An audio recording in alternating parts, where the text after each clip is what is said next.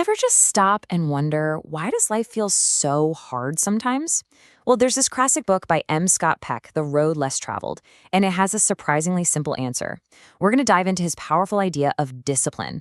And trust me, it's not about punishment, it's a set of 4 practical, real-world tools for turning life's biggest challenges into your greatest source of growth. So Peck opens his entire book with just 3 words that change everything. Life is difficult. And I know that sounds like a total downer, right? But he argues it's actually the most liberating truth you can possibly accept. Because the moment you stop expecting life to be easy, you stop being a victim of its problems. You're no longer fighting reality. You're finally ready to actually deal with it. And this is where it gets really interesting. Peck says our greatest suffering doesn't come from our problems themselves. Nope. It comes from the exhausting, endless effort we put into trying to avoid them. The very act of trying to dodge the necessary pain of growth, well, that's what guarantees a much more complicated, much worse pain down the road. So, how do we navigate this difficult road?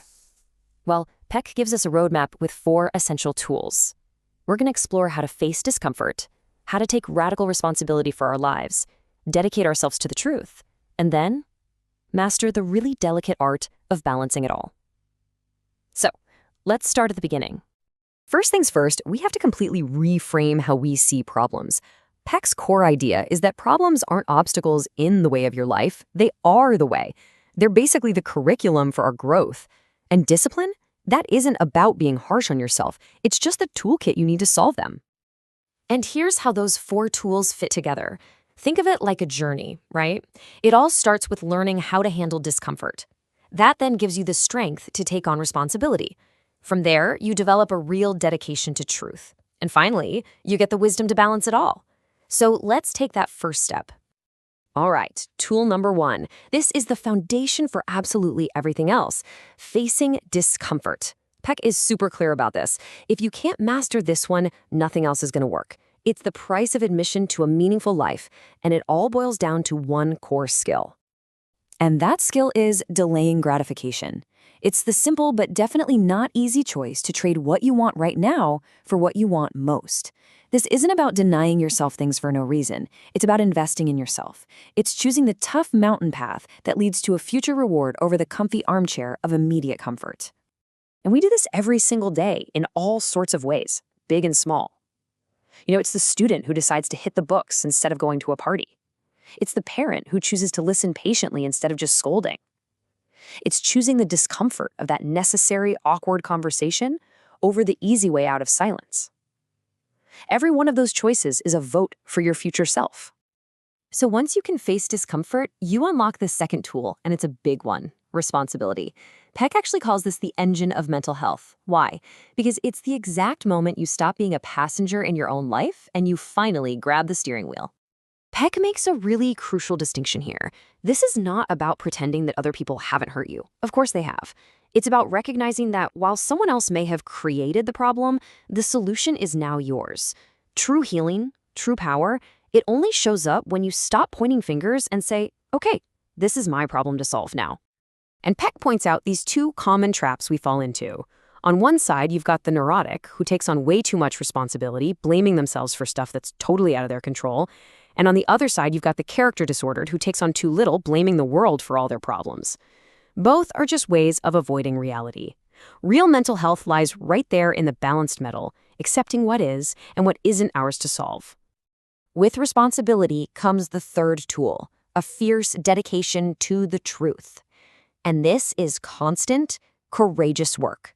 It's about seeing the world and ourselves as we actually are, not just how we wish things would be. This is one of Peck's most powerful metaphors. He says we all carry around a mental map of how the world works, right? It's based on our experiences. But to grow, we have to be willing to revise that map when we get new information. And that takes humility. It takes the ability to say, you know what? I was wrong. And then redraw our understanding of reality. A classic example of using an outdated map is something psychologists call transference. You see it all the time. It's when you react to your new boss with the same fear you had for a critical parent. Or you see your partner through the lens of a past betrayal. You're not actually seeing the person in front of you. You're arguing with ghosts from your past. And that makes any real connection pretty much impossible. Okay, this all leads us to the final and maybe the most advanced tool, the art of balancing.